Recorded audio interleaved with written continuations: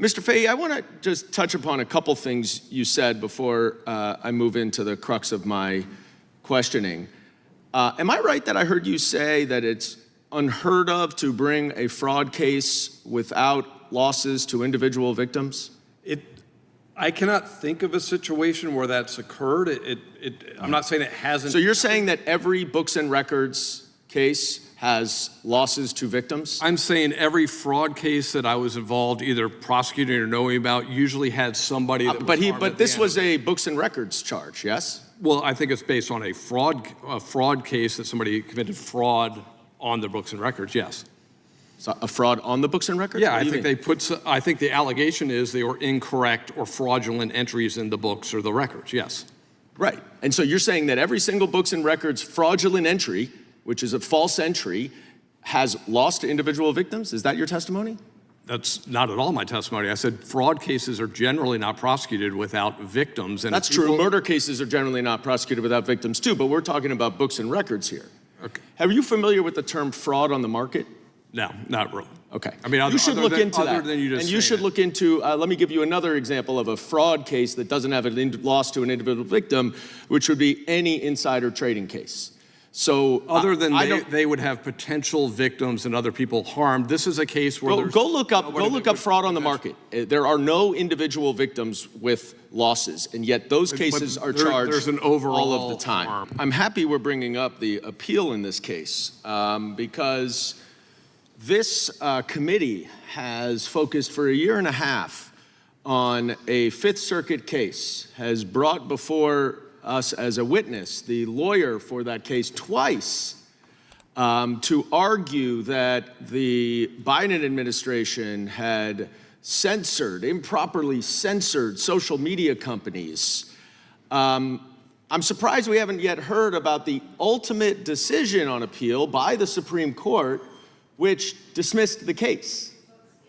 So it's pretty fascinating to me that we don't have follow-up on the appeals of a case that we're so excited about, the appellate process, when the Supreme Court dismissed it. I'm just struck by the fact that we have a Republican majority that is accusing other people of weaponizing government, when let's look at what this committee and this Republican majority has done.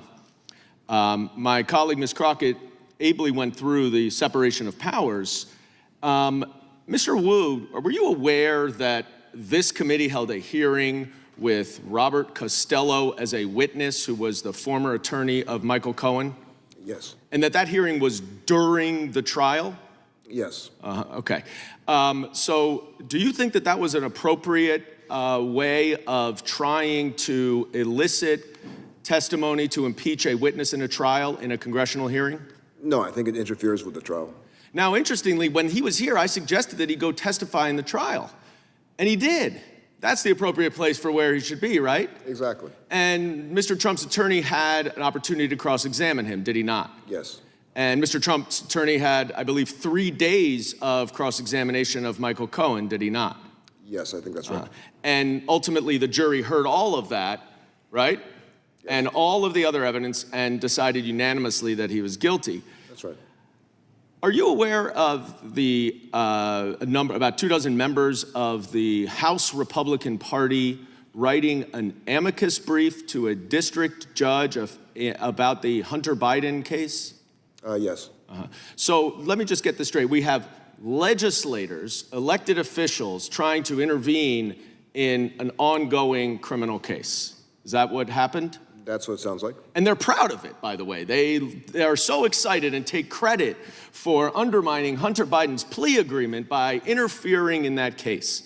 That is the misuse of official authority and weaponization of this committee, this body. And what Donald Trump has vowed to do is weaponize the Department of Justice to go after his political rivals, a revenge and retribution tour. And the notion that this committee is accusing Democrats of weaponizing the federal government when the President of the United States did not intervene in the prosecution of his own son Give me a break. Why don't you focus on taking care of your own party and your own weaponization and stop projecting where it doesn't exist? And I yield back.